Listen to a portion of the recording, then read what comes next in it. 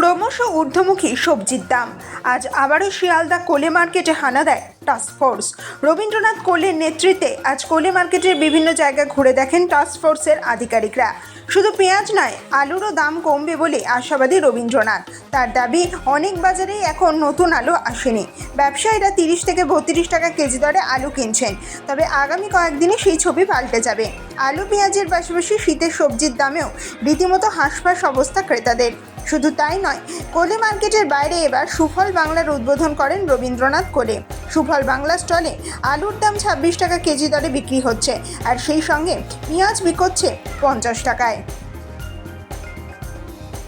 কালকে দীর্ঘ আলোচনা হয়েছে, অনেক অভিযোগ করা হয়েছে, তাদেরকে বলা হয়েছে এবং কাল রাত্রির খবর যে ওদের সঙ্গে একটা নেগোসিয়েশন করেছে সেক্রেটারি এবং দুই মন্ত্রী আলোচনা করে একটা জায়গায় এসেছে। আমার মনে হয় আলুর দামটা আরও একটু কমবে, 2 টাকা অন্তত কমবে। কতদিনের মধ্যে তাও? সেটা আমরা দেখি কি ফ্রুটফুল হয়, সেটা আমরা তো বলতে পারি না। ওরা কি সবে মিট করেছে, ওরা কি মুশকিল হচ্ছে ওদের সংগঠনে, ওদের মেম্বারদের ওপরে সেভাবে কন্ট্রোল। একটা বিষয় সেটা হচ্ছে আলু বা পেঁয়াজ, আপনি তো হোলসেল মার্কেটে ঢুকে দেখলেন এবং সুফল বাংলার যে রেট দেখলেন, কি সামঞ্জস্য রয়েছে বলে মনে হচ্ছে আপনার? পেঁয়াজের ব্যাপারটা তো সুফল বাংলার সঙ্গে আমাদের এই বাজারের যে রিটেল বেচছে মিল আছে। সুফল বাংলায় 50 টাকা করে বেচছে, এখানেও আমরা ঢুকতেই গেটে থেকে 50 টাকা করে। অতএব অনেকটাই হোলসেল মার্কেটে যদি কমে যায় তাহলে আমরা আশা করছি সব জায়গাতেই এই রিফ্লেকশন। তাহলে হোলসেল মার্কেট এবং রিটেল মার্কেটের যে ডিফারেন্স, বারবার যে ডিফারেন্সটা ধরা পড়ছে, সেই ডিফারেন্সটা কেন হচ্ছে? কারণ আমরা দেখছি রিটেল বাজারে যেটা হচ্ছে কখনো 80, কখনো 70, কখনো 65 এরকম দামে পেঁয়াজ হচ্ছে এবং আলু 35 থেকে 40 টাকা বিক্রি হচ্ছে।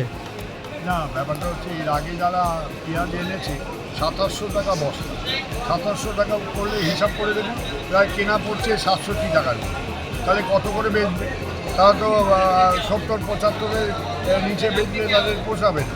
সেই জন্যে ওই সমস্যা মিটে গেছে। এখন নতুন পেঁয়াজও এসেছে, আলুটার যাতে আরও দাম কমে তার, আর শাকসবজি এখন আর বাড়বে না, সব কমার দিকে। ফুলকপি তো এখানে দেখলাম 20-15 টাকায় বেচছে রাস্তার ওপরে ফেলে। অতএব সব কিছুই দাম কমবে, সবজি নিয়ে আর মাথা ব্যথা। সুফল বাজারের যে মার্কেট, সেখান থেকে এই মার্কেটে বা বিভিন্ন শহরের যে মার্কেটগুলো রয়েছে সেখানে এত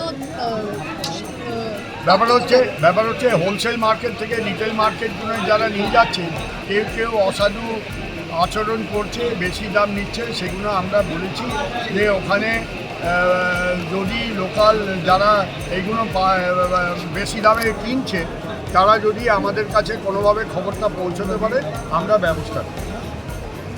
দেখছি পেঁয়াজের দাম আরও পড়ে গেছে, 1200 টাকা যেটা আমরা শুনেছিলাম 30 টাকা করে যেটা কেনা পড়ছে, সেই পেঁয়াজ এখন বাজারে ঢুকেছে। এটা 40 কোটি সাধারণ মানুষ পাবে। পেঁয়াজের যে সমস্যা ছিল সেই সমস্যা আর নেই এবং সব নাসিকের পেঁয়াজ বা আলোয়া সব জায়গা থেকেই আসছে। আর আলুরও দাম এখানে অনেকটা আমরা দেখেছি নিয়ন্ত্রিত। তবে আলুর যেটা আমরা বারবার বলছি, ওরা বলেছিল, মানে আলু ব্যবসায়ীরা মুখ্যমন্ত্রীকে বলেছিল 26 টাকা করে দেবে, সেটা না দিয়ে ওই গেট প্রাইসই হয়ে যাচ্ছে প্রায় 28 টাকা। ওখান থেকে আনতে 1 টাকা 1.5 টাকা খরচ। ফলে এখানে বাজারে একটু সেটা কী করা যায়, কালকে এটা নিয়ে আমাদের দুই মন্ত্রী প্রদীপ মজুমদার এবং বেচারাম মান্না বসেছিল ওদের সাথে। ওদের সঙ্গে এখন আলোচনা চলছে, একটা জায়গায় এসেছে।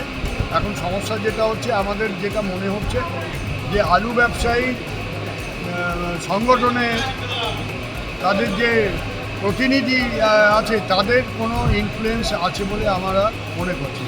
তাদের ইনফ্লুয়েন্স না থাকার জন্য তারা যে কথা মুখ্যমন্ত্রীকে দিয়েছে সেটা 10 দিন, 1 তারিখ 1 নভেম্বরের পরে 10 তারিখের পর থেকে দামটা 26 থেকে 28 হয়ে যাবে। এটা হওয়া বাঞ্ছনীয় নয়। এটা যাতে কমে আলুটা, সেটা আমরা আপ্রাণ চেষ্টা করছি। আলু এখনও স্টোরে প্রায় 10 লাখ মেট্রিক টন আছে, তারও বেশি আছে। সেটা সেই আলুটা কী করে কী কাটানো যাবে সেটা মুখ্যমন্ত্রী যেরকম দিদি নির্দেশ দেবে সেভাবেই সব। আলু কত করে পাল্লা, বস্তা কত করে বিক্রি হচ্ছে?